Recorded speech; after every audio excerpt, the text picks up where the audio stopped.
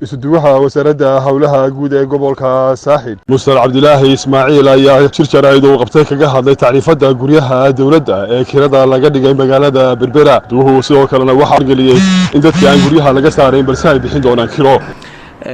in ka wasaarad ahaan kirooyinka aan ku soo rognay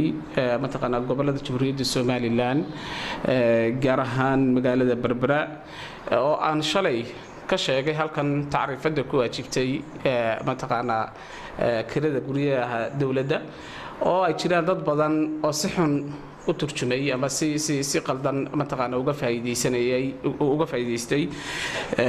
mataqaana hadalkii shalay toolaan halkan ka sheegay xaqiiqatan tacriifada ma aha mid ka timid wasaaradda hawlaha guud tacriifadu waa tacriifad ay soo sameysay mataqaana wasaaradda maaliyaddu baarlamaankuna ansixiyay annagana sidaan loogu soo gudbiyay kana soo baxday xafiiska wasiirka wasaaradda horumarinta maaliyadda anagu waxaan leenahay dhaqangelinta iyo in aanu heshiis kala galno muwaadiniinta Soomaaliland ee ku jira guryaha dawladda waxa aan halka ka cadeynayaa tacriifadaas inaanay ahayn mid malaawala ma anagu aanu sameysana ama meel kale laga soo qaadan laakiin mataqaana mid sharciyeysan oo dawladdu ay sharciyeysay baarlamaanku ansixiyay marka loo yimaado mataqaana guryaha Berbera waxaan cadeynayaa halkan ku sheegayaa in guriga ugu qaalisan Berbera tacriifada laga qaadaya ay tahay 540,000 guriga ku xiga inuu yahay 320,000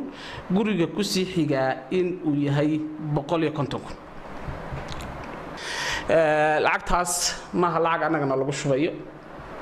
waxaan dadka fahansiyo dad badan oo mataqaana qalad fahmay lacagtu ma aha mid wasaaradda hawlaha guud la siinayo lacagta waxa lagu shabeeyaa wasaaradda maaliyadda xafiiska cashuuraha bariga qofka anagu waxaan la galeynaa in heshiiska guriga dawladda uu ku jiro waxaan mar labaad mataqaana sheegayaa oo aan u sheegayaa mataqaana bulshada ama muwaadiniinta ku jira guryaha dawladda ay dad baa jira dhalan habhabinaya dadka oo leh mataqaana waxa ka dambaysa qorshe lacagtan qofka markuu heshiiska kirada guriga dawladda kale waxa ka dambeeya qorshe waxaan cadeynayaa anigoo ku hadlaaya afka wasaaradda hawlaha guud dhulka iyo guryeynta in aanu jirin qorshe ka dambeeya oo sheegaya in laga saarayo dadka guryaha dawladda ma jirto qofnaba laga saari maayo guriga dawladda ee uu degan yahay laakiin waxa waajiba oo qofkii ku waajiba in uu u hoggaansamo isla markaana bixiyo kirada ku waajibtay guriga muwaadin waxaan markaa ka codsanaynaa mataqaana in aad soo fahantaan oo aad iska ilaalisan dadka warxumad shilka sida ay ku sheegaya